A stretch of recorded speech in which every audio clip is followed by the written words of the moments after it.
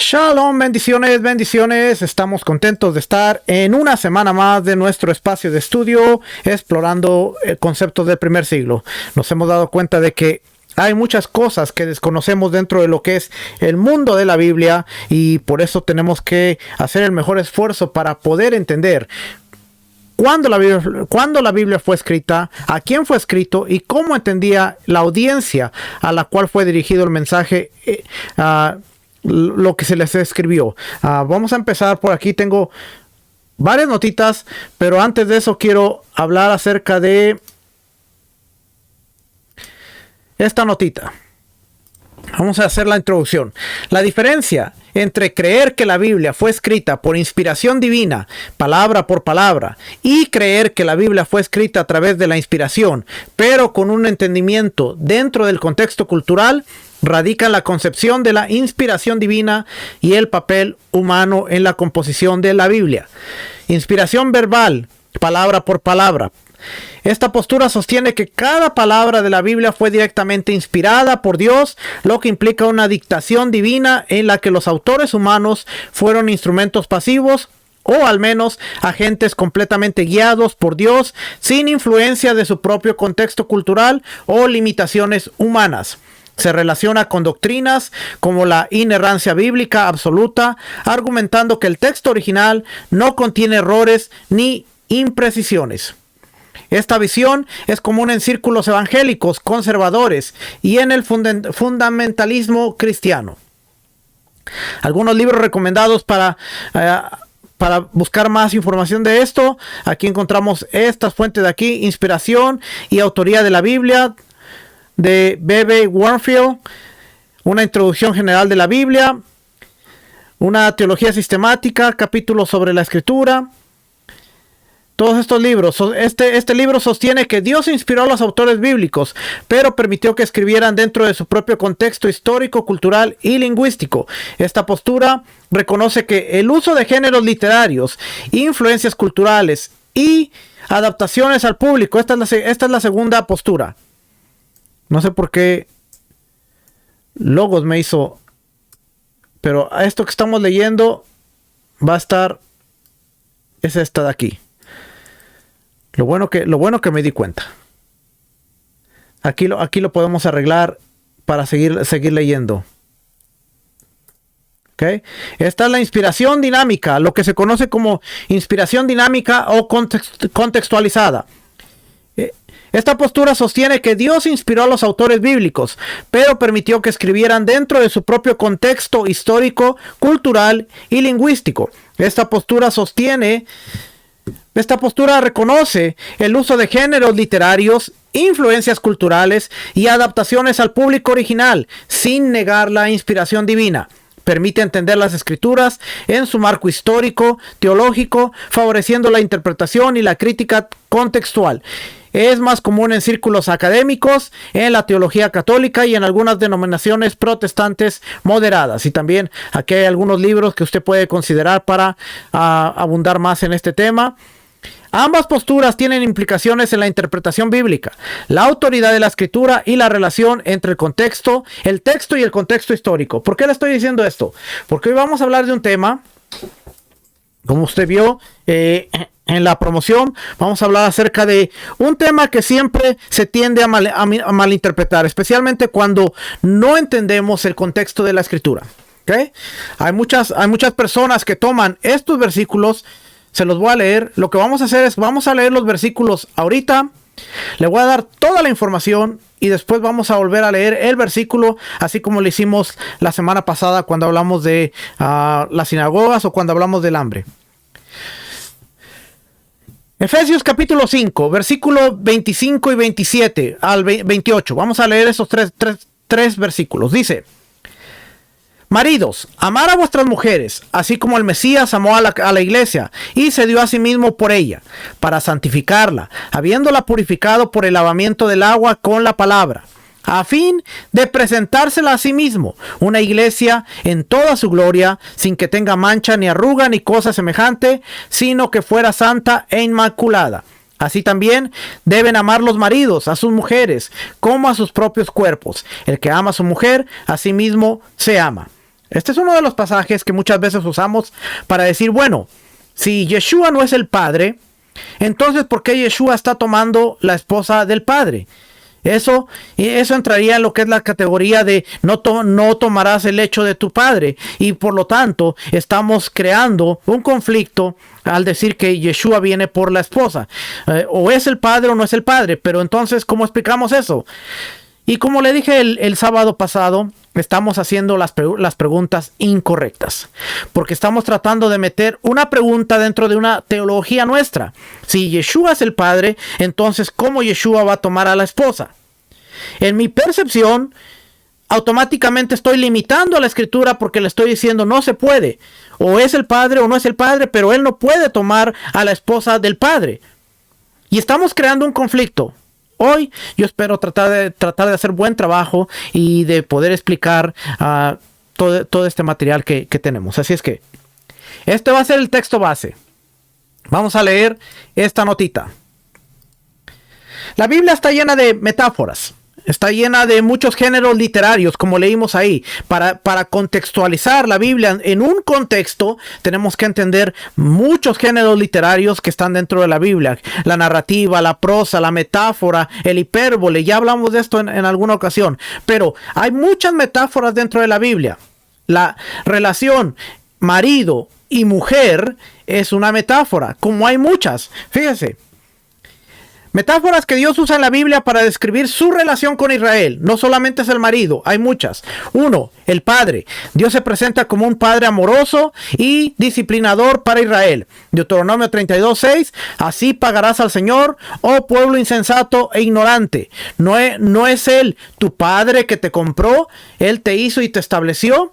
Está diciendo que Él es el Padre de Israel.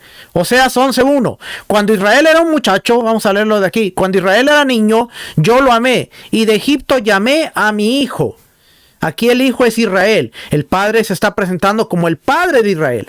Malaquías 1:6. El hijo honra a su padre y el siervo a su señor. Pues si yo soy padre, ¿dónde está mi honor? Y si yo soy señor, ¿dónde está mi temor? Dice el Señor de los ejércitos: a vosotros, sacerdotes, que menospreciáis mi nombre. Pero vosotros decir: ¿en qué hemos menospreciado tu nombre? Solo se está presentando como padre. Se presenta como esposo, como marido. La relación de Dios con Israel es comparada con la de un esposo fiel y la esposa infiel. Isaías 54:5. Porque tu esposo es tu hacedor, el Señor de los ejércitos es su nombre, y tu redentor es el Santo de Israel, que se llama Dios de toda la tierra. Oseas 2 del 19 al 20 dice: te desposaré conmigo para siempre. Sí, te desposaré conmigo en justicia y en derecho, en misericordia y compasión. Y te desposaré conmigo en fidelidad, y tú conocerás al Señor. Hay una relación de esposo o marido. Jeremías 31:32. No como el pacto que hice con sus padres el día que los tomé de la tierra los tomé de la mano para sacaros de la tierra de Egipto. Mi pacto que ellos rompieron, aunque fui un esposo para ellos, declara el Señor. Esposo. Como rey, Dios es presentado como el soberano y el gobernante de Israel. Salmo 47:7 dice: porque Dios es rey de toda la tierra, cantad alabanzas con armonioso salmo. Isaías 33:22. Porque el Señor es nuestro juez, el Señor es nuestro legislador, el Señor es nuestro rey, Él nos salvará. Está presentando como rey. 1 Samuel 8:7. El Señor dijo a Samuel: escucha la voz del pueblo en cuanto a todo lo que te digan, pues no te han desechado a ti, sino que me han desechado a mí, para que no sea rey sobre ellos. Pastor. Dios cuida a Israel como un pastor a sus ovejas. Salmo 23:1. El Señor es mi pastor, nada me faltará. Isaías 40:11. Como pastor apacentará su rebaño, en su brazo recogerá los corderos, y en su seno los guiará con cuidado a las recién paridas. Ezequiel 34:11 y 12. Porque así dice el Señor Dios: he aquí, yo mismo buscaré mis ovejas y velaré por ellas, como un pastor vela por su rebaño el día que está en medio de sus ovejas dispersas. Así yo velaré por mis ovejas y las libraré de todos los lugares a donde fueron dispersadas un día nublado y sombrío. Estamos hablando que son metáforas para describir una relación. Ahora, dentro de esas metáforas, hay un mecanismo de cómo funciona esa metáfora. Hoy vamos a ver cómo funciona el mecanismo de Dios como esposo, Israel como la esposa. Y también está la metáfora de Dios como el pastor, Israel como el rebaño. ¿Cómo funciona esa relación de que Dios es el pastor, Israel es el rebaño? En algunas ocasiones dice, levantaré pastores que os cuiden. Entonces no necesariamente tiene que ser el Señor, sino Él es el que tiene la autoridad para delegar. ¿Ok? Porque muchos de esos versículos se usan para decir, no, esa es la prueba absoluta de que Yeshua es el Padre. No, son metáforas. Están dándonos a entender una relación. Si seguimos, amigo, Dios, Éxodo 33:1, habla y acostumbraba a hablar el Señor con Moisés cara a cara, como habla un hombre con su amigo. Isaías 41:8. Pero tú, Israel, siervo mío, Jacob, a quien he escogido, descendiente de Abraham, mi amigo. Señor, Malaquías 1:6. Voy a ir rapidito para no detenerme mucho en esto. Isaías 1:3. Un viñador, el dueño de la viña. Isaías 5 del 1 al 7. Salmo 8 del 8 al 9. Tú removiste una vid de Egipto, expulsaste las naciones y la plantaste, limpiaste el terreno delante de ella, echó profundas raíces y llenó la tierra. Salmo está diciendo que Israel es una viña que fue sacada de Egipto, fue plantada en la tierra de Canaán, en donde echó raíces y ahora va a dar fruto. Él se presenta como un alfarero. Isaías 64:8. Mas ahora, oh Señor, tú eres nuestro Padre, nosotros el barro, y tú nuestro alfarero. Jeremías 18:6. No puedo yo hacer con vosotros, casa de Israel, lo que hace este alfarero, declara el Señor. He aquí como el barro en manos del alfarero, sois vosotros en mi mano. Se le hace al alfarero. Él es el juez. Metáforas. Médico, sanador. Éxodo, Oseas. Escudo, la metáfora del escudo y protector. Génesis 15:1. Después de estas cosas, la palabra del Señor vino a Abraham en visión diciendo, no temas, Abraham, yo soy un escudo para ti. Salmos 91:4, con sus plumas te cubre y bajo sus alas hallarás refugio. Escudo y baluarte es su fidelidad.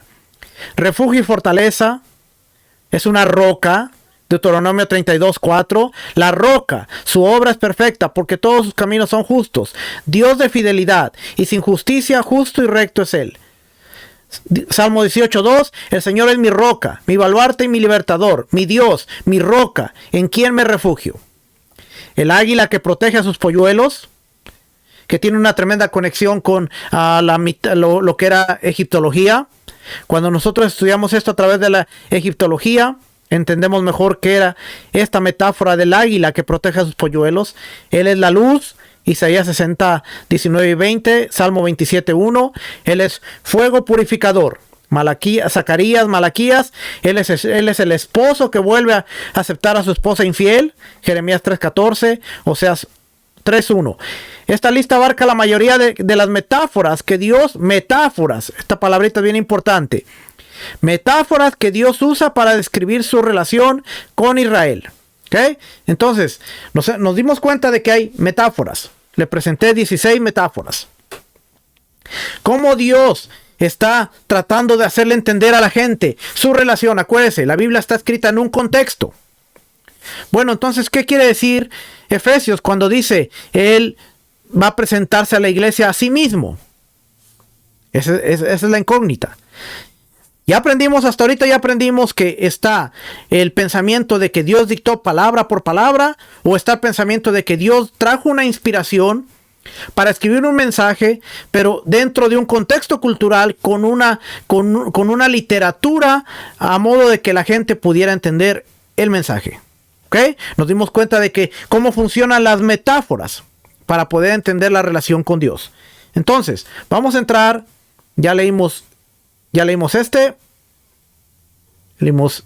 Ya leímos este. Entonces ahora sí vamos aquí al 1. Matrimonio. En la antigüedad, particularmente en las culturas del cercano oriente y del Mediterráneo, el matrimonio real a través de un mensajero o emisario era una práctica bien documentada. Oiga bien, el matrimonio a través de un mensajero o un emisario era una práctica bien documentada. ¿Eso qué quiere decir? Que para consumar un matrimonio, para oficializar un matrimonio, no consumarlo, oficializar el matrimonio, no era necesario que estuviera la persona presente. Podía enviar un mensajero. Ahora entendemos por qué Abraham manda a Eliezer y le manda la dote para ir a traer a Rebeca. Eliezer era como si estuviera Isaac tomando a Rebeca para traerla a la casa. No era la esposa de Eliezer, era la esposa de Isaac, pero Eliezer estaba fungiendo como un mensajero real. Vamos a seguir leyendo. Hay evidencia histórica y textual que respalda la práctica del matrimonio real a través de un mensajero o emisario en el cercano oriente y mediterráneos antiguos. Práctica en el antiguo cercano oriente. En las culturas mesopotámicas e hititas se conocen casos en los que un rey enviaba emisarios para negociar y formalizar alianzas matrimoniales sin estar presente físicamente. Un rey en Mesopotamia y en el imperio hitita, el rey podía enviar emisarios para negociar, formalizar y oficializar un matrimonio sin que estuviera él presente físicamente. Esto era común en el antiguo cercano oriente. Si seguimos leyendo, dice las cartas de Amarna en el siglo XIV antes de la era común. Este corpus de correspondencia diplomática entre Egipto y otros reinos del cercano oriente menciona negociaciones matrimoniales entre faraones y princesas extranjeras. Las princesas no viajaban solas, se enviaban emisarios para garantizar el acuerdo.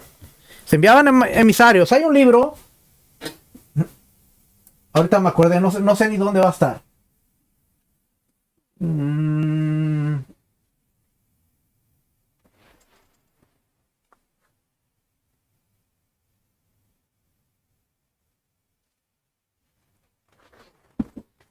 No sé ni dónde está, pero lo tengo en Logos.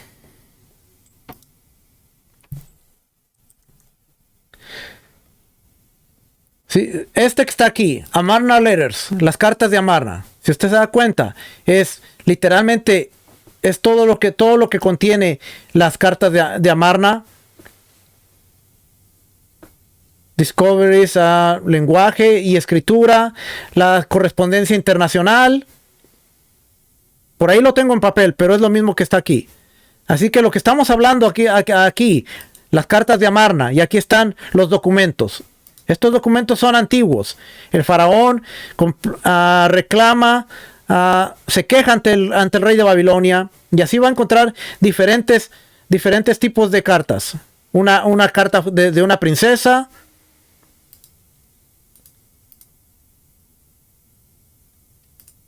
Es correspondencia oficial, ¿ok? Era lo que estaba diciendo aquí la notita en las cartas de Amarna. Menciona negociaciones matrimoniales entre faraones y princesas extranjeras. Las princesas no viajaban solas, se enviaban emisarios para garantizar el acuerdo. Oh, es que no estoy viendo los comentarios, por eso. Ok, seguimos aquí. El código de Hammurabi, el siglo XVIII antes de la era común. Contiene disposiciones sobre el matrimonio contractual, incluyendo aquellos acordados mediante terceros. Ejemplos bíblicos. Génesis 24. El relato de Abraham enviando a su siervo Eliezer para buscar esposa a Rebeca. Para Isaac es un ejemplo de un matrimonio a través de un emisario, aunque no en un contexto estrictamente real.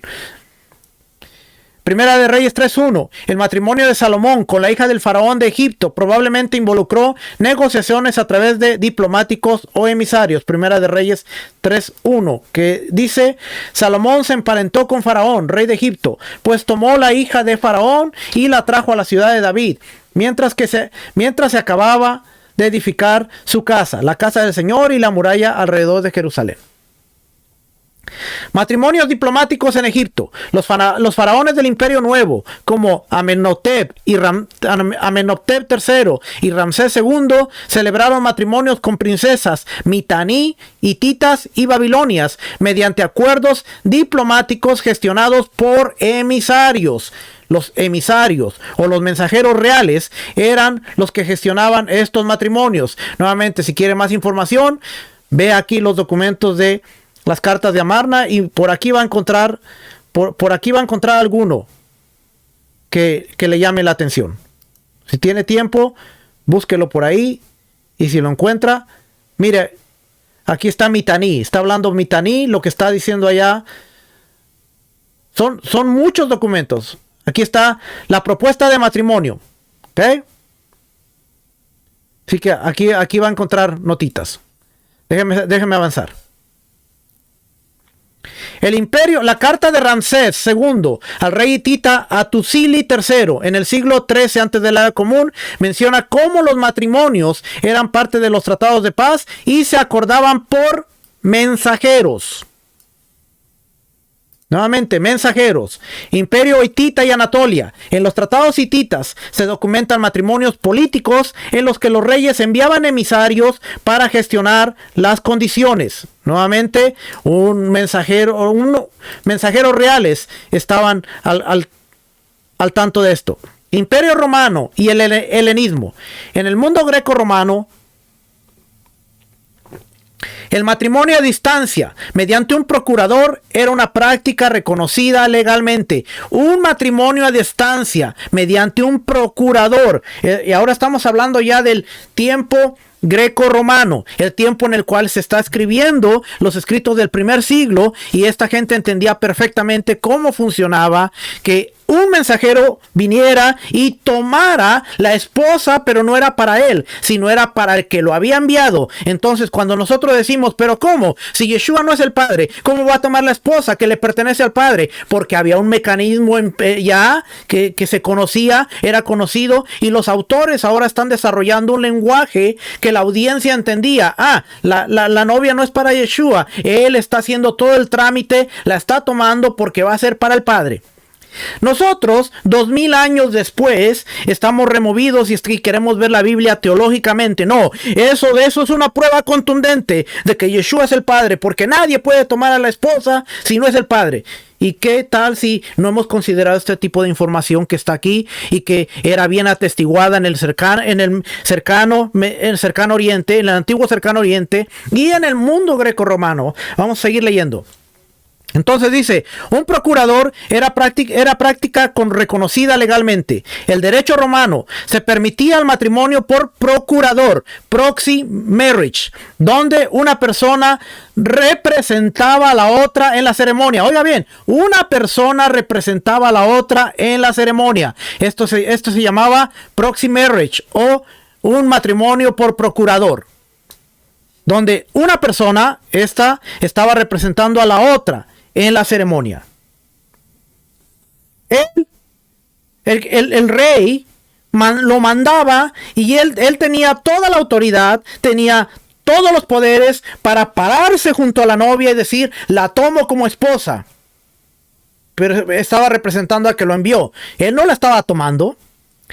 Y yo sé que nuestro maestro Rico Cortés, que está conectado por ahí, a la vez pasada mencionó esto, y yo traté de ir todavía más porque yo sé que hay mucha información y a veces no podemos concentrarnos en un tema cuando se está desarrollando otro. Entonces yo dije, interesante. Y como le dije, la vez pasada estaba viendo una serie en donde se trata de lo que es el reino de Inglaterra, cómo se está forjando el reino de Inglaterra, y están peleando los daneses, los sajones, y de repente hay un casamiento, hay una escena en donde van a casar a la hija de un rey, y le dice, no, se la quiere, era un guerrero, la quería ella, había tenido relaciones con ella y era su mujer, pero el tío de este guerrero se la ofrecieron al tío para hacer paz, y el tío le dijo, pero cuando se enteró que el sobrino la quería, dijo, ok, entonces acepto. Pero ella se fue a la fuga, encuéntrela y entonces acepto. Cuando la encuentran, le dicen, no hay más remedio más que casarla con este hombre. Y se preguntan y dicen, pero él no está aquí, él está muchas millas de distancia.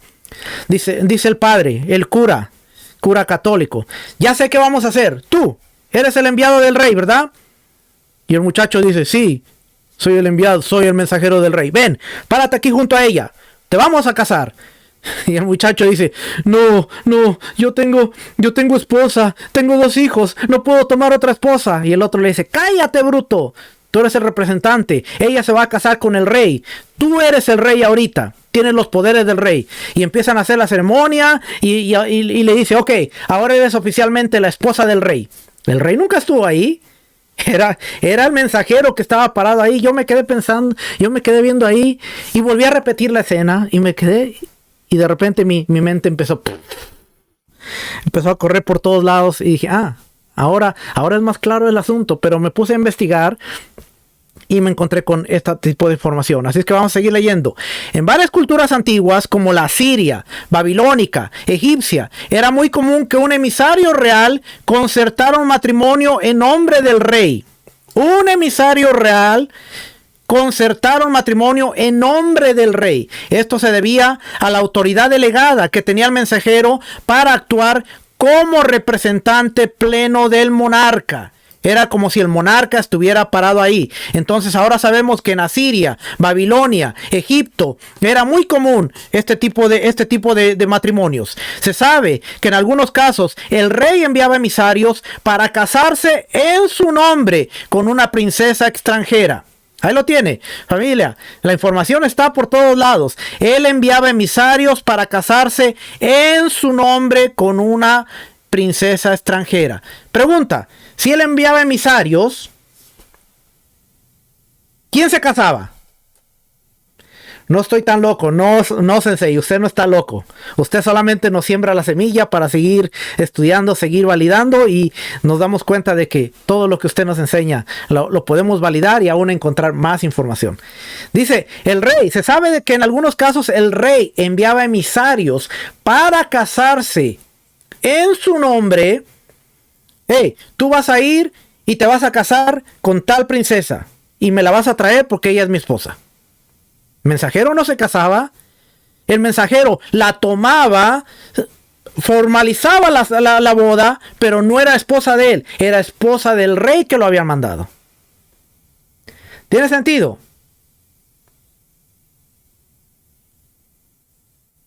Ok, vamos a seguir por aquí.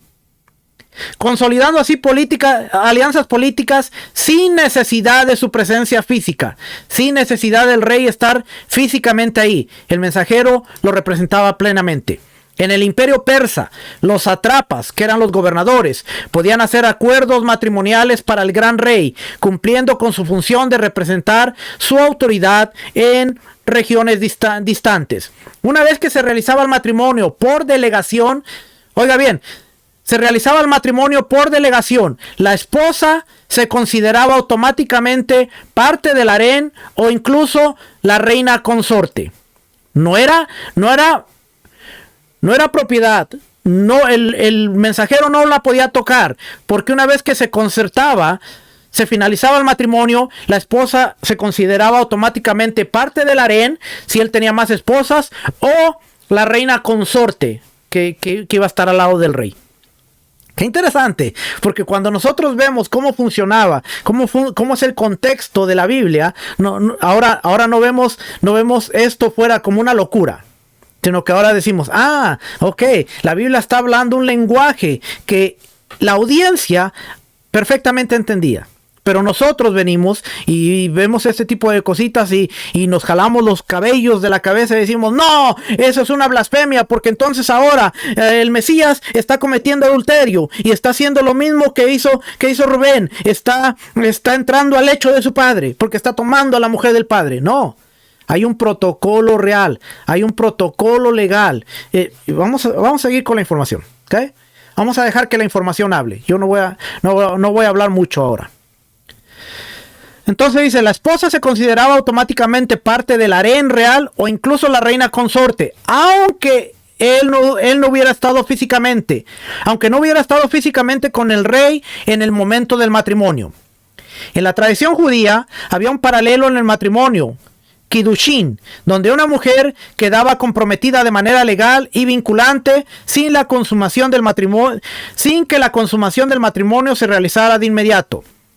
Yeshua es presentado en los escritos del primer siglo o en el Nuevo Testamento como el enviado del Padre, el mensajero real, el que porta la autoridad, el que tiene el nombre, el que representa al Padre, la representación del Padre. Él es. Juan 5, 36 y 37 dice: pero el testimonio que yo tengo es mayor que el de Juan, porque las obras que el Padre me ha dado para llevar a cabo, las mismas obras que yo hago, dan testimonio de mí, de que el Padre me ha enviado, y el Padre que me envió, ese ha dado testimonio de mí, pero no habéis oído jamás su voz, ni habéis visto su apariencia.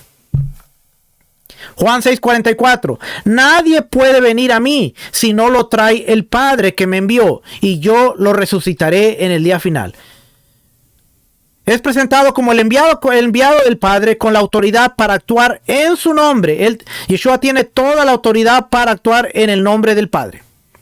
Como emisario real, su misión incluía reunir un pueblo apartado para Dios, lo que en términos bíblicos se representa como el matrimonio entre Dios y su pueblo. En la escatología bíblica, la imagen del matrimonio entre Dios y su pueblo se encuentra en varios pasajes del Tanaj. Isaías 54:1, porque tu esposo es tu hacedor, el Señor de los ejércitos es su nombre, y tu Redentor es el Santo de Israel, que se llama Dios de toda la tierra. Oseas 2:19, te desposaré conmigo para siempre. Sí, te desposaré en justicia y en derecho, en misericordia y en compasión. Te desposaré conmigo en fidelidad, y tú conocerás al Señor. Yeshua, como el agente del Padre, prepara a la esposa, que es la comunidad de creyentes, para Dios mismo. En Apocalipsis 21:2, que dice: y vi la ciudad santa, la nueva Jerusalén, que descendía del cielo de Dios, preparada como una novia ataviada por su esposo. En Apocalipsis, la nueva Jerusalén desciende como una esposa ataviada para su esposo, es decir, Dios. Entonces ahora aquí encontramos que Israel es la esposa, pero Jerusalén es la esposa también. Entonces, la pregunta sería, ¿Dios tiene dos esposas? Porque o es Israel o es la Jerusalén de Apocalipsis 21. Entonces, ¿cómo funciona eso? Vamos a seguir viendo. Pero yo espero que esté teniendo sentido hasta ahora. Hemos visto que en el mundo del antiguo cercano oriente, en el mundo greco-romano, la práctica de un matrimonio por procurador o por un emisario está atestiguada. Se entendía perfectamente. Cuando Yeshua dice: el Padre me envió y yo voy a tomar a la mujer, es para darla a aquel que me envió, no para mí. Yeshua no va a tomar a la esposa es del Padre, pero él legalmente, él la va a tomar, él se la va a presentar, porque después en 1 Corintios 15 dice que cuando todos los enemigos hayan sido puestos debajo de sus pies, él entregará el reino y entregará todo al Padre. Y en ese todo está la novia, está la esposa, ahora se la va a entregar al Padre. Suscríbete. Vamos a seguir leyendo por aquí. Ya me quiero ir. Yeshua no toma a la esposa para sí mismo, sino que la purifica y la presenta al Padre, como lo declara Efesios 5 del 25 al 27, lo que leímos. En la escatología bíblica, el concepto del banquete de bodas refuerza esta idea. Apocalipsis 19:7, regocijémonos y alegrémonos y démosle a él la gloria, porque las bodas del Cordero han llegado y su esposa se ha preparado, y a ella le fue concedido vestirse de lino fino, resplandeciente y limpio, porque las acciones justas de los santos son el lino fino. Y el ángel me dijo: escribe, bienaventurados los que están invitados a la cena de las bodas del Cordero. Y me dijo: estas son palabras verdaderas de Dios. ¿De quién son las palabras? De Dios. Termina diciendo: regocijémonos, alegrámonos, y termina diciendo: estas son las palabras verdaderas de Dios. Dios es el que dio las palabras. La hermana María Román dice: los otomanos eran así un representante de la mujer y un representante del hombre ante dos jueces. Así son las series otomanos. Bueno, ahí usted puede ver. Este fenómeno se basaba en la autoridad delegada. Un representante del rey podía tomar a una mujer en matrimonio en nombre del monarca, sin que el rey estuviera presente. Esto tenía profundas implicaciones teológicas y culturales, especialmente la comprensión del rol de Yeshua como el enviado del Padre para tomar esposa para él. ¿Esposa para quién? Para el Padre. ¿Qué? Matrimonios por procurador. En la antigüedad era común que los reyes enviaran emisarios o mensajeros para concertar matrimonios en su nombre, especialmente cuando se trataba de alianzas políticas o matrimonios con princesas de tierras lejanas. Heródoto, sobre Ciro el Grande y la reina Tomiris. El historiador griego Heródoto relata que Ciro el Grande, rey de Persia, envió mensajeros a la reina Tomiris de los Masagetas, proponiéndole matrimonio. Sin embargo, Tomiris rechazó la oferta, entendiendo que Ciro buscaba su reino más que a ella. Este relato se encuentra en Historias de Heródoto, libro 1, secciones 204 y 205. Amitis y Nabucodonosor II. Según tradiciones escogidas por historiadores como Beroso, Nabucodonosor II de Babilonia se casó con Amitis, hija o nieta del rey Medo Ciasares. Este matrimonio fue arreglado para consolidar una alianza entre Babilonia y Media. Se dice que Nabucodonosor mandó construir los jardines colgantes de Babilonia para que Amitis se sintiera como en su tierra natal. La práctica del Shawambara en la India antigua. En la tradición hindú, el Shwayambara era una ceremonia en la que una princesa elegía a su esposo entre la asamblea de pretendientes. Aunque la elección final recaía en la princesa, los reyes enviaban emisarios para anunciar y organizar estos eventos, facilitando así alianzas políticas y matrimoniales. Estos ejemplos demuestran cómo en diversas culturas antiguas los emisarios desempeñaban un papel crucial en la formación de alianzas matrimoniales en nombre de los monarcas, reflejando la importancia de estas uniones en la diplomacia y la política de la época.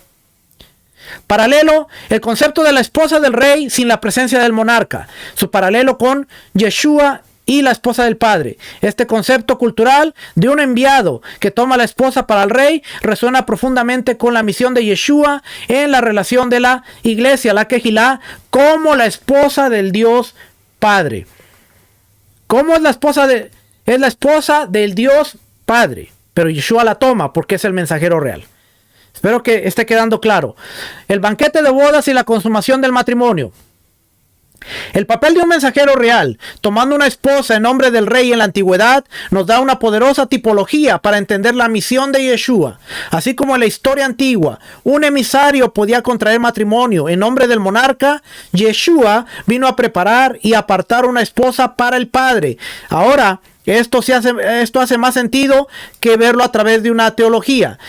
Que verlo a través de las preguntas incorrectas. ¿Cómo Yeshua puede tomar la esposa si no es el padre? Entonces es el padre. No. Ahora, viendo el contexto cultural, ahora vemos cómo si es posible que Yeshua tome la congregación, tome a la esposa, pero no es para él, sino es para el Padre. Él es el mensajero. Él está concertando, está llevando a cabo y va a consumar el matrimonio, pero no es con Yeshua, sino es con el Padre. Acuérdense, la metáfora es cómo funciona la relación con Dios. Y ahora, después de todo este contexto cultural, ahora podemos entender que Yeshua, si hacemos las preguntas correctas, ¿cómo es posible que Yeshua, y no condicionando al texto de, no, entonces es el padre, porque nadie puede tomar la esposa si no es el padre, y citamos la Torá, no, porque la Torá dice que el hijo no puede tomar la esposa del padre, y hacemos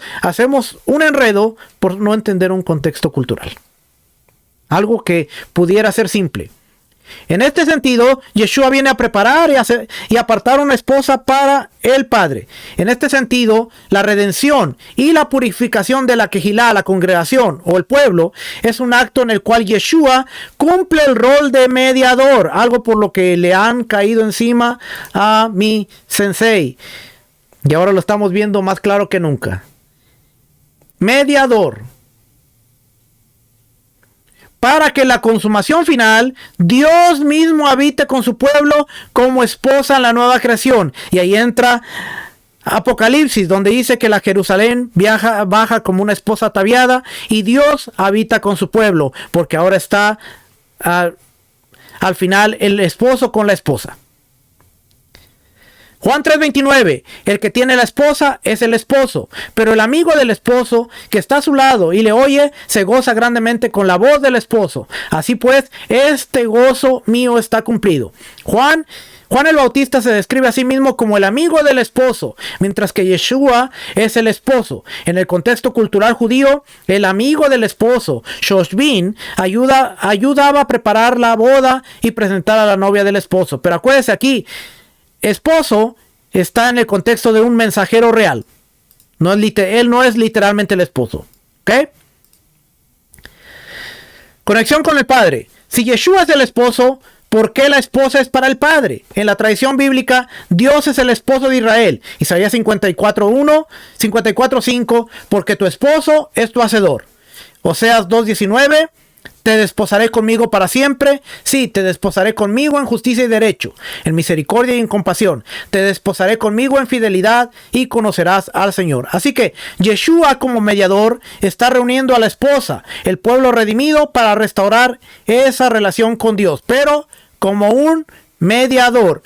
Y ahora ya vimos que en el contexto, sí es posible que el mediador tome a la esposa en nombre de aquel que lo envió. Y Juan se convierte en el testimonio importante que dice, el Padre que me envió me ha dado las obras que hacer. Y una de esas obras es tomar nuevamente a la esposa. Dios mío, se acabó. Ya llegó la hora. La parábola del banquete de bodas. El reino de los cielos es semejante a un rey que hizo fiesta de bodas para su hijo. Dios, el rey, organiza una boda para su hijo. Los invitados representan a los llamados al reino. Sin embargo, en la parábola, la boda está organizada por el padre, lo que implica que la esposa pertenece al padre, aunque el hijo juega un papel fundamental en el proceso, porque él es el que la va a tomar. La conexión con el Padre. La boda no es solo sobre Yeshua, sino sobre la unión final del pueblo con Dios. Yeshua es quien prepara a la esposa, pero el destino final de la novia es estar con Dios. Apocalipsis 21:3. Entonces oí una gran voz que decía desde el trono, he aquí el tabernáculo de Dios entre los hombres, y él habitará entre ellos, y ellos serán su pueblo, y Dios mismo estará entre ellos. Ahora hay una unión entre Dios, el esposo, y el pueblo, el cual el Mesías redimió, lo tomó, lo apartó y lo presentó al Padre. Todo tiene que estar dentro de la narrativa bíblica. No podemos explicar un versículo aquí, un versículo acá, y después ver que dentro de la narrativa bíblica no encajan nuestras interpretaciones, no encaja nuestra revelación. Lo que le estoy presentando encaja perfectamente, porque al final dice que Dios mora con su pueblo. Primera de Corintios 15 dice, cuando la muerte es vencida, que Apocalipsis termina la muerte siendo vencida. Primera de Corintios 15 dice, el Mesías entrega el reino al Dios y Padre y se somete a él. ¿Por qué entrega el reino? Porque ahora la esposa le dice, aquí está tu esposa, he terminado la obra, y entonces ahora Dios mora con los hombres. Efesios 5 del 25 al 27. Aquí Pablo muestra que Yeshua no solo ama a la esposa, que es la comunidad de creyentes, sino que la purifica y santifica con un propósito. El propósito es presentarla. Aquí dice presentársela a sí mismo en Efesios. El propósito final de la iglesia, la quejilá, la congregación, es estar con Dios. En 1 Corintios 15, 24 dice, entonces vendrá el fin, cuando entregue el reino al Dios y Padre. La novia es parte del reino, después de que haya abolido todo dominio y toda autoridad y poder. Pablo dice que Yeshua entregará el reino al Padre al final de los tiempos. La novia o la esposa, como parte de ese reino, también es entregada al Padre. Las bodas del Cordero. Este pasaje describe el momento culminante donde la esposa, el pueblo redimido, se une al Cordero, Yeshua. Sin embargo, en Apocalipsis 21, 2 y 3, la Nueva Jerusalén, simbolizando la esposa, desciende para habitar con Dios. Aunque Yeshua tiene un papel clave en la boda, el propósito final es que Dios habite con su pueblo, lo cual confirma que la esposa es para el Padre. Yo, Juan, vi la santa ciudad, la nueva Jerusalén, descender del cielo de Dios, dispuesta como una esposa ataviada para su marido. Aquí el marido es Dios. Y oí una gran voz del cielo que decía: he aquí el tabernáculo de Dios con los hombres. Y él, el esposo, morará con ellos, y ellos serán su pueblo, y Dios mismo estará con ellos como su Dios.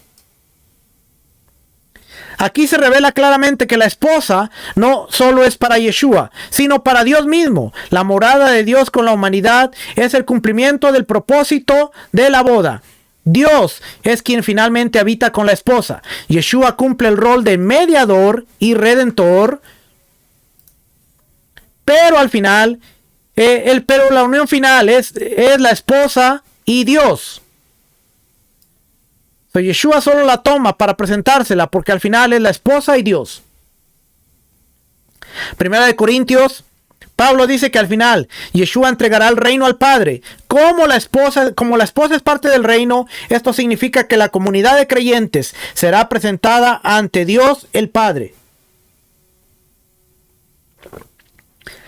Yeshua actúa como el mediador y el que prepara a la esposa, pero el destino final de la esposa es estar con Dios el Padre. Yeshua desempeña el papel del emisario real que busca y prepara a la esposa, pero el propósito final no es que la esposa sea para él, sino para el Padre.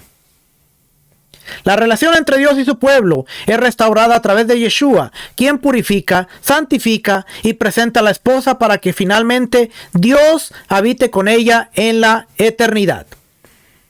Y aquí están los recursos: bodas y tradiciones de bodas y matrimonio en el antiguo Israel, de Tracy M. Lemos. Derecho, muerte y matrimonios, la familia matrimonial en el Mediterráneo cristiano desde la antigüedad al final de la Edad Media, Manuel José Vial Dumas. Esta obra profundiza en las estructuras familiares y las prácticas matrimoniales en el Mediterráneo, ofreciendo un análisis desde la antigüedad hasta la Edad Media. Proporciona contextos sobre cómo se formalizaban los matrimonios y las implicaciones legales y sociales de estas uniones. Las culturas del Próximo Oriente Antiguo y la expansión mediterránea. La Biblia en su contexto, de Craig Keener. Y ahí tiene esos recursos. Interesante, ¿verdad? Porque muchas veces nosotros luchamos, peleamos, discutimos, ponemos nuestra teología, ponemos nuestro dogma. Pero cuando nosotros... vamos a ver la Biblia en su contexto. Y vamos a dejar que la Biblia se explique solita dentro de su contexto cultural. No necesariamente la Biblia se va a explicar solita, sino que vamos a ver el contexto alrededor de la Biblia para ver que ahora la Biblia va a tener mucho más sentido. Y entonces ahora estamos aprendiendo que muchas de las cosas que nosotros ponemos en la mesa, realmente si las pasamos bajo el filtro de contexto, no tienen validez. Por eso, como siempre dice Rico Cortés, la evidencia establece la verdad. Y hay una notita más todavía. Divorcio. En la antigüedad, especialmente en la cultura judía y en algunos sistemas legales del cercano oriente, un emisario podía llevar una carta de divorcio. Es más, antes de eso, déjenme leerle esta última nota. Esta última nota me la pasó el More Rico. Ayer le estaba preguntando. Y esto viene de la Enciclopedia Judía. Este recurso de aquí. La Enciclopedia Judía.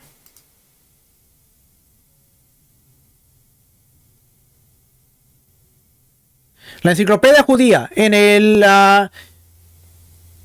artículo de agencia. Ley de agencia. ¿Qué es esto que te está traducido aquí? Agencia, la ley de agencia. La ley de agencia trata del estatus de una persona conocida como el agente, que actuaba bajo la dirección de otra. que era el principal, y por lo tanto vinculaba legalmente al principal en su relación con una tercera persona. La persona que vincula a un principal de esta manera es su agente, conocido en la ley judía como el Shelua o el Sheliach, el que es enviado. Juan, el Padre me envió, el Sheliach. La relación del primero, del que envía, con el segundo se conoce como agencia, Shelihut. El principio general se enuncia así: el agente de un hombre, oiga bien, el agente de un hombre es como él mismo. Esto se encuentra en Kiddushin 41b. El agente de un hombre es como si fuera él mismo. El que me ha visto a mí, ha visto al Padre, porque yo soy el agente. Ah, ok. Ellos entendían esto. Cuando Yeshua dice, el que me ha visto a mí, ha visto al Padre. Él es el enviado, él es el agente, ok. No hay nadie más que diga esas palabras, porque solamente él, que es el Padre, se atrevería a decir eso. Por lo tanto, cuando Yeshua dice, el que me ha visto a mí, ha visto al Padre, él es el Padre. No, había un mecanismo que se llamaba agencia.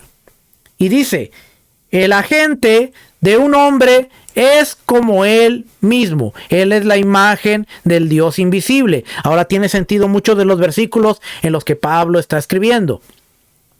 Nombramiento. Según la ley judía, se puede nombrar a un agente sin la formalidad de la escritura, es decir, mediante palabras habladas, y no se necesitan testigos para hacer efectivas estas palabras, excepto para demostrar en caso de disputa que se ha otorgado la autoridad y el alcance de dicha autoridad.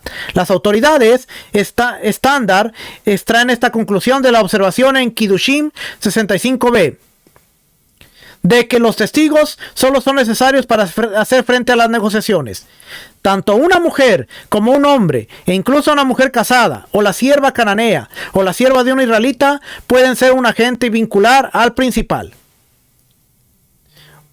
Un sordomudo, una persona con problemas mentales, un niño o una niña menor no pueden ser agentes, ya que se considera que carecen de razón, pero pueden actuar como mensajeros para enviar dinero o bienes. Ok, voy a adelantar por acá.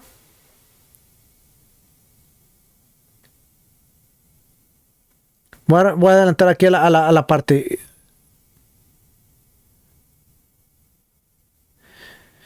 Un agente puede nombrar a un subagente, pero tanto el derecho romano como en el angloamericano solo puede hacerlo con la autorización especial.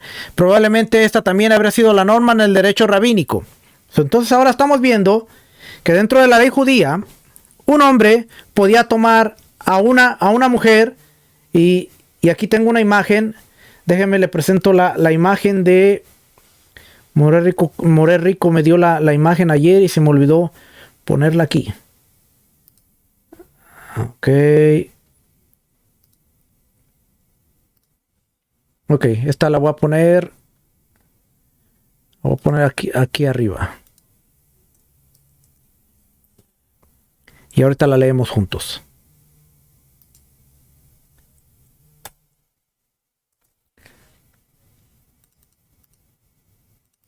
No sé por qué no puse esta imagen. Por alguna razón no la puse.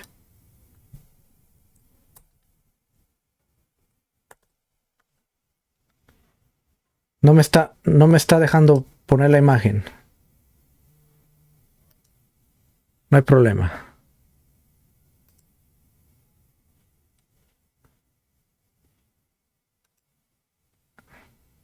Ahorita la subimos aquí.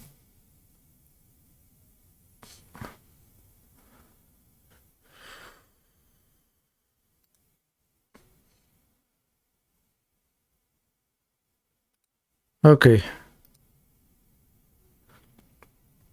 Ok, aquí está la imagen. Esta me la dio el More Rico. Ok, vamos a leerla.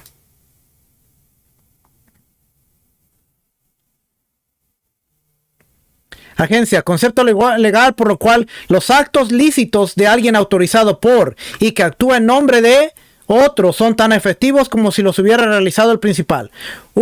Reconocido en la ley judía desde tiempos antiguos, un concepto básico en en el Talmud es que la agente de un hombre es como él mismo. Es decir, que un hombre está obligado por los actos de su agente, debidamente constituidos, como si él mismo hubiera actuado. A lo largo de los siglos, la ley judía desarrolló un derecho civil complejo y sofisticado de comercio y finanzas, en el que la ley de la agencia jugó un papel importante, siendo objeto de muchas discusiones talmúdicas y decisiones halágicas. Por ejemplo, se promulgó el principio contrario de que no puede haber agencia para realizar un acto ilícito. El remitente no es responsable de los actos de su agente. La ley también estableció reglas que rigen la forma de construir una agencia, sus limitaciones, su modo de ejecución y su revocación. También se trata el nombramiento con la competencia y los poderes de un agente, debido a sus aspectos contractuales.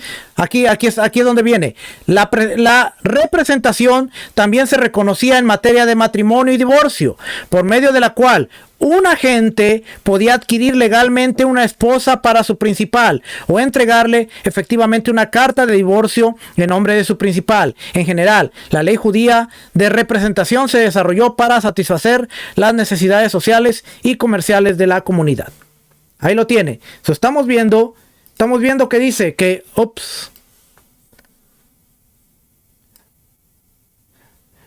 como una carta a poder, exactamente, como el anillo que se le dio a Mardoqueo, exactamente. Ahora ustedes están conectando las cosas, ¿ve?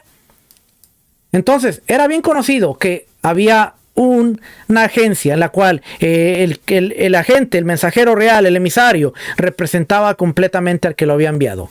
Ahora sí, voy a leerle la notita de el divorcio.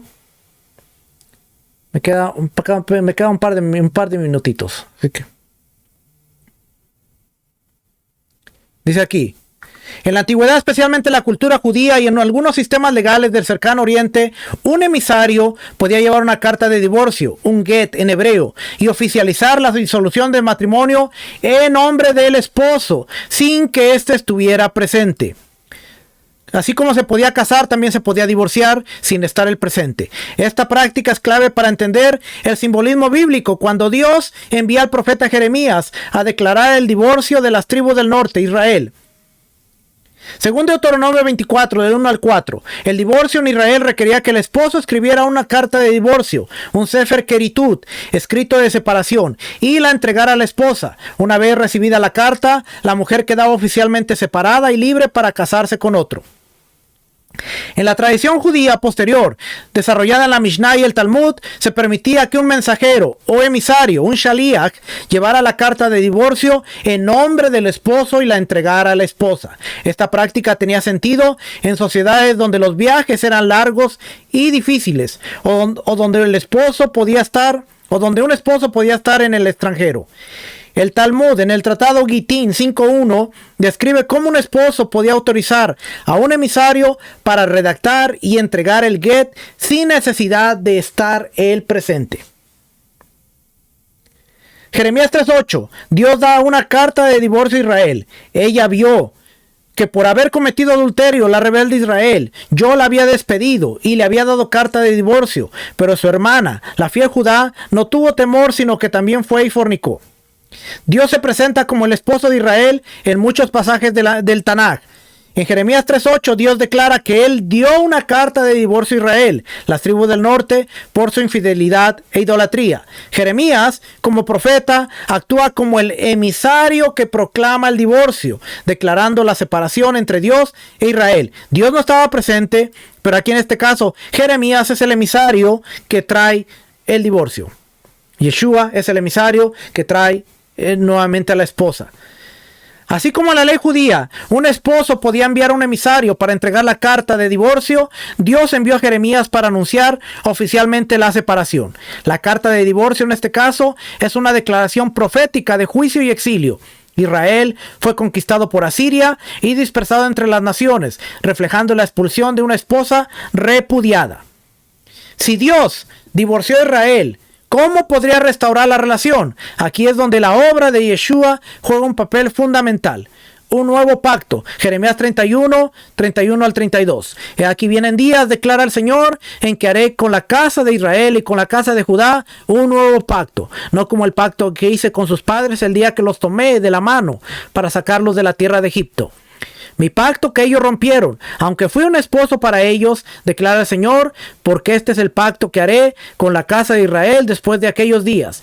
Declara el Señor, pondré mi ley dentro de ellos y sobre sus corazones la escribiré, y yo seré su Dios y ellos serán mi pueblo.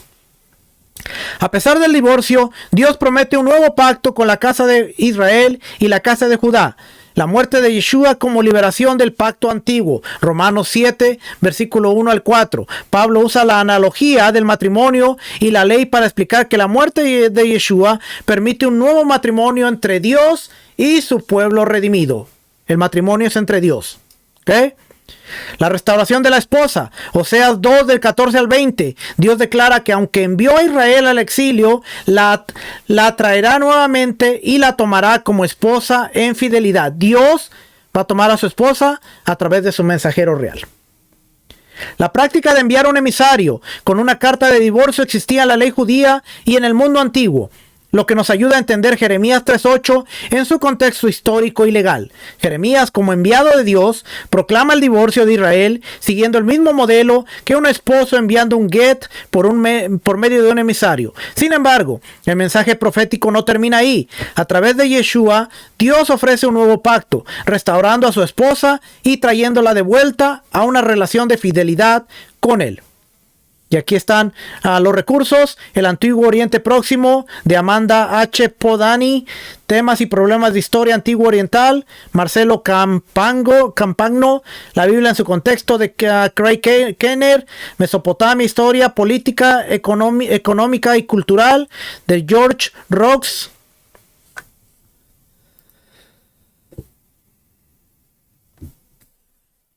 Hay mucha información, familia, de verdad que hay mucha información, pero ahora entendemos cómo funciona esto. La Biblia está escrita en un contexto que si nosotros no hacemos el esfuerzo por entenderlo, vamos a seguir haciendo las preguntas incorrectas. Vamos a seguir haciendo las preguntas que no nos van a llevar a nada.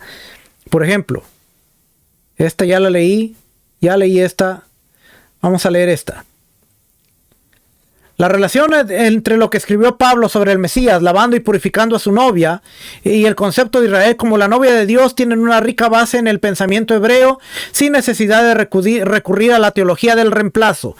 En lugar de ver a la iglesia como un sustituto de Israel, podemos entender esta relación como la plenitud del propósito de Dios para Israel y las naciones, integradas en la redención que el Mesías, el mensajero real, trae. En el Tanaj, Israel es repetidamente descrita como la esposa de Dios, una relación de pacto. Dios e Israel entraron en un pacto matrimonial en el Sinaí, representado por las tablas de la ley. Este pacto tenía la forma de un contrato matrimonial antiguo, con Dios como el esposo e Israel como la esposa. Infidelidad y redención.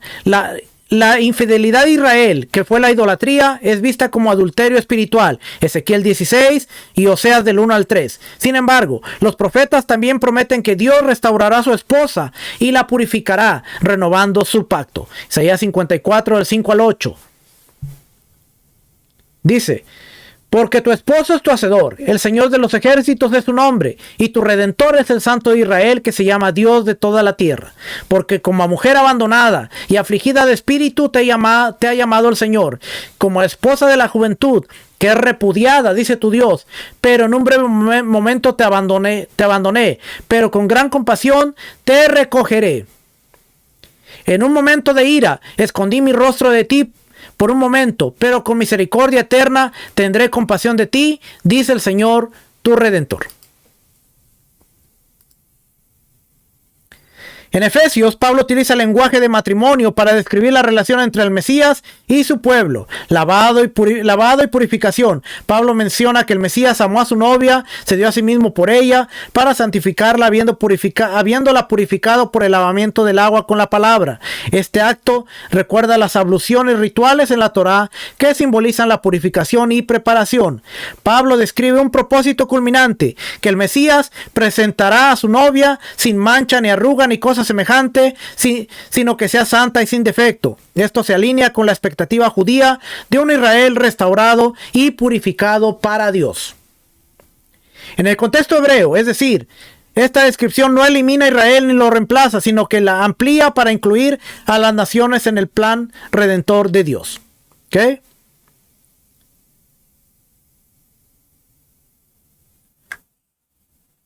Voy a leer, por aquí tenía la última notita, ya para terminar. Apocalipsis. Vi la santa ciudad, la nueva Jerusalén que descendía del cielo de Dios, preparada como una novia ataviada para su esposo, una esposa.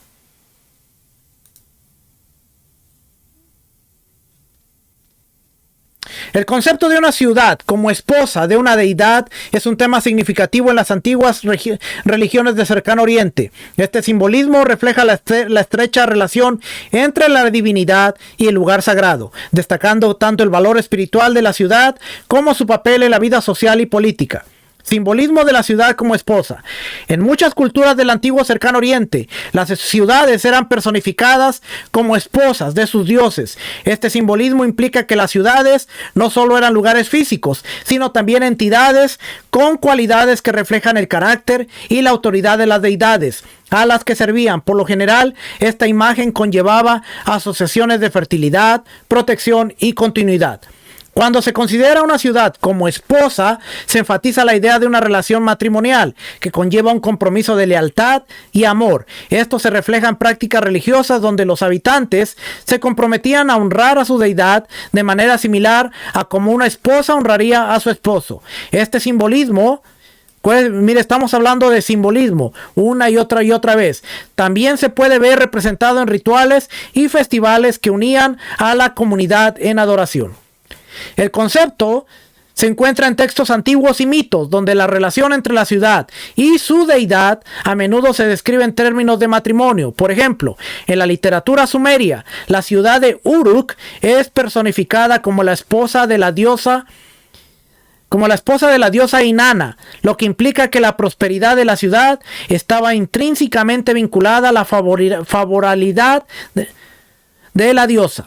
En el contexto hebreo, Jerusalén es a menudo descrita como un simbolismo similar, donde se identifica como la novia del Señor. Esto es particularmente evidente en los textos proféticos, donde se expresa la relación íntima entre el pueblo y Dios como un vínculo matrimonial, señalando la fidelidad y la traición en términos de adulterio espiritual.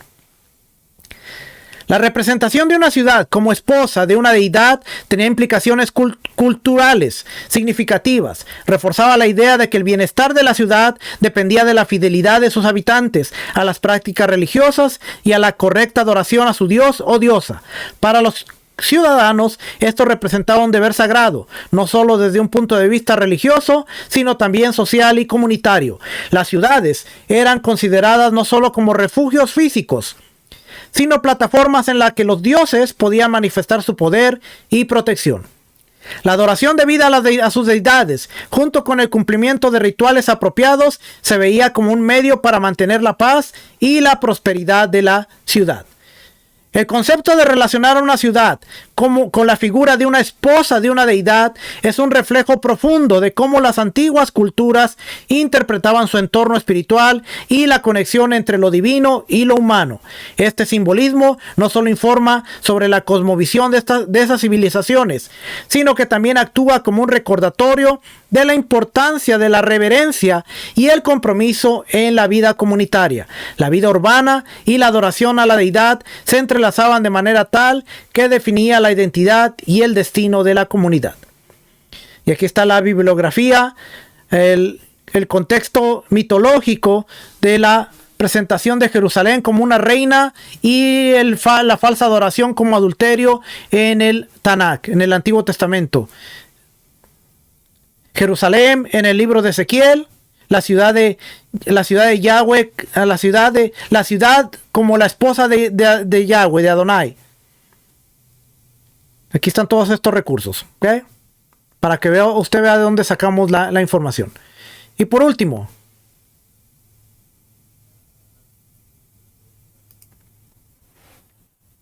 hoy sí que quería darle información para que quede el tema bien clarito, bien clarito. En el Tanakh hay varios textos proféticos que aluden a Jerusalén como la esposa de Dios, utilizando un lenguaje que refleja la intimidad, fidelidad y en ocasiones traición. A continuación se presentan algunos de los pasajes más significativos que ilustran esta relación. Ezequiel 16. Este capítulo es uno de los ejemplos más destacados donde se describe a Jerusalén con un lenguaje de matrimonio. En este pasaje, Dios utiliza la metáfora de una esposa para hablar de relaciones de pacto entre él y Jerusalén. Entre Dios y Jerusalén. Ve cómo la metáfora es para Dios y el pueblo, Dios y Jerusalén. Entonces no podemos casarnos con solamente de que no, es Jerusalén, Israel es la novia. Pero también Jerusalén, la ciudad, el lugar que Dios escogió como ciudad, también es considerada como la esposa de Dios. Y vemos en Apocalipsis que está el pueblo, la novia que el Mesías presenta, pero también está la esposa Jerusalén que baja del cielo. Y al final está la esposa, el pueblo y Dios está en medio de ella. Son metáforas.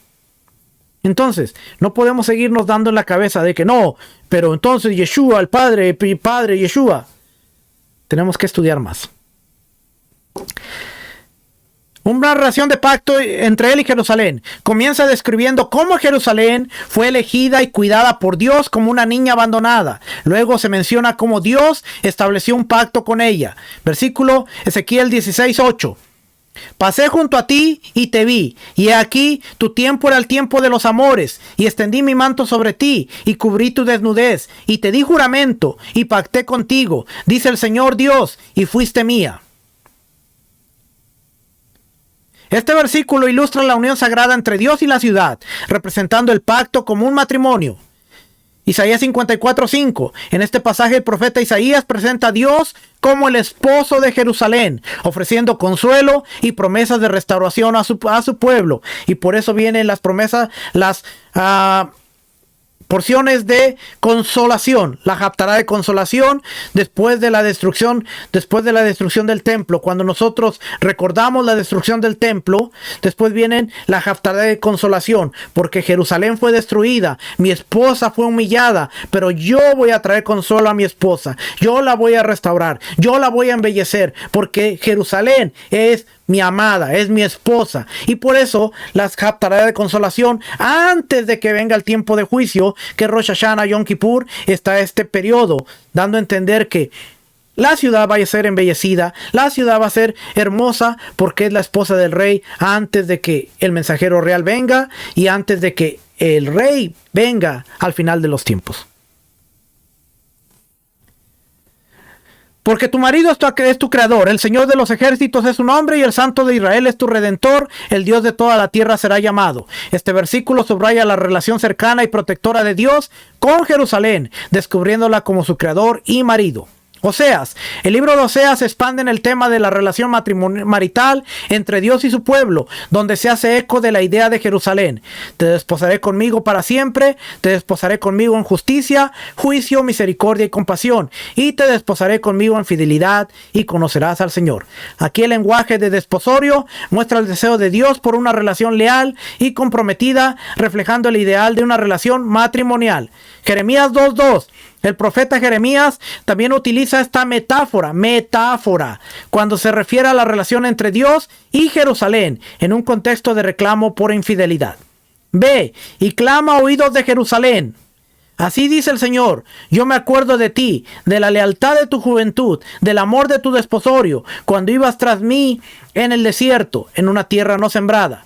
Este pasaje recuerda la pureza del primer amor y la relación que existía entre Dios y Jerusalén, que con el tiempo se había deteriorado.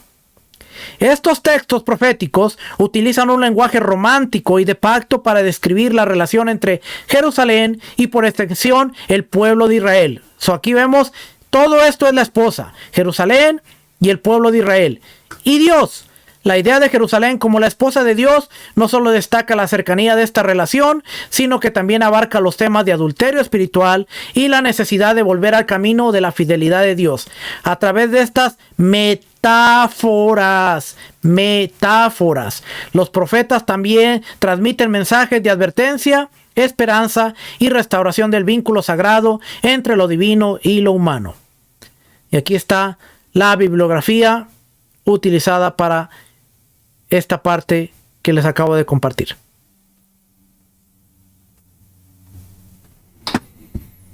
¿Qué les pareció? Ahora sabemos que sí es posible.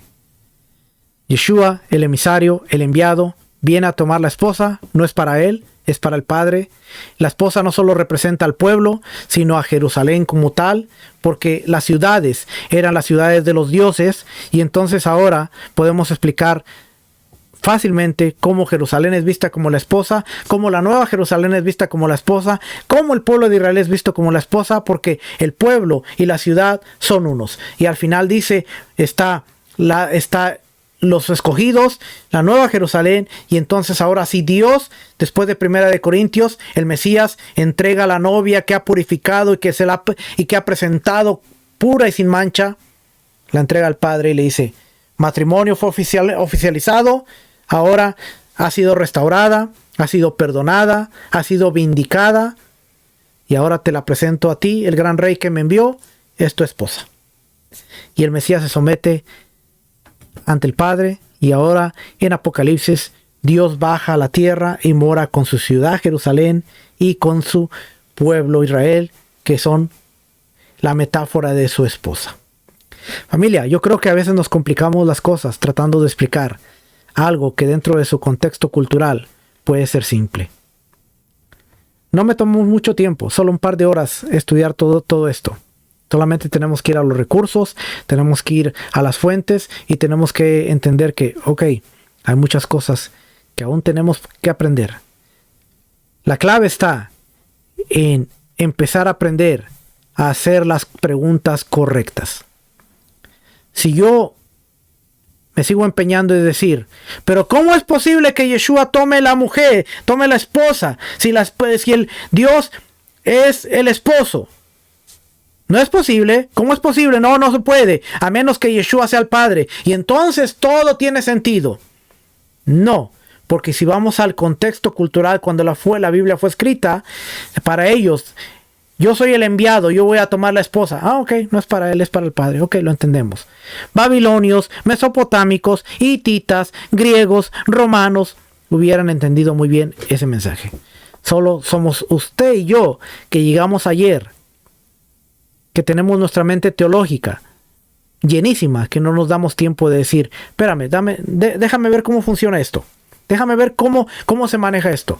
Ahora vemos a través del contexto cultural y entendemos por qué Abraham dice, Isaac no puede salir de la tierra. Isaac tenía que quedarse en la tierra. Pero ve tú y toma mujer. Eliezer va, toma la mujer y la trae para Isaac. El matrimonio se oficializó allá en Harán y se consumó acá. Cuando llega Rebeca, ya era la esposa de Isaac. Usted no encuentra una boda, usted no encuentra nada. Dice que inmediatamente la llevó a la tienda de su madre y la amó. Consumó el matrimonio. Ya eran marido y mujer. ¿Cómo funcionó eso? Eleazar era un mensajero real que representaba a Isaac. Sin Isaac salir de la tierra, se casó con Rebeca en su tierra. ¿Cómo funciona que Dios va a tomar a su esposa sin Dios bajar físicamente a la tierra? El Padre que me envió me dio las obras. Así es que Yeshua viene, muere por la esposa, la vindica, el Padre resucita a Yeshua, y ahora Yeshua puede tomar a la esposa nuevamente, la purifica, la lava, la presenta como una esposa sin mancha y sin arruga para el Padre. No me crea nada, valídelo. Si usted quiere el PDF, quiere todos los recursos, yo se los doy. Solamente tiene que buscarlos, estudiarlos, validarlos y entender que a través de la teología y del dogma no vamos a poder entender la Biblia. Yo espero que todas estas clases que hacemos los martes, entendiendo conceptos, entendiendo palabritas, nos ayuden a entender la Biblia de una mejor manera. Que al fin de cuentas ese es el objetivo. Así que familia, vamos a dejarle hasta por aquí. Espero que haya sido de bendición. La gente dice cómo pueden entrar al grupo de Telegram de Asamblea Berea. Si usted va a este código QR aquí Aquí, si va al código QR, lo escanea, lo va a llevar directamente al grupo de Telegram, en donde a veces contesto algunas preguntas. Los hermanos tienen la facilidad de preguntar y nos vamos ayudando. No queremos debates, no queremos discusiones, queremos aprender, queremos crecer. También puede inscribirse a Teshuva TV, Sabiduría en la Torá, Tesoros del Templo, y seguir aprendiendo todos juntos. Así que, familia, nos vemos la próxima semana. Espero que este video, esta enseñanza haya sido de bendición. Shalom, bendiciones, shalom. Suscríbete a nuestro canal Maestro Cres Menestres en YouTube y en Algo Nuevo para Ti TV en Facebook.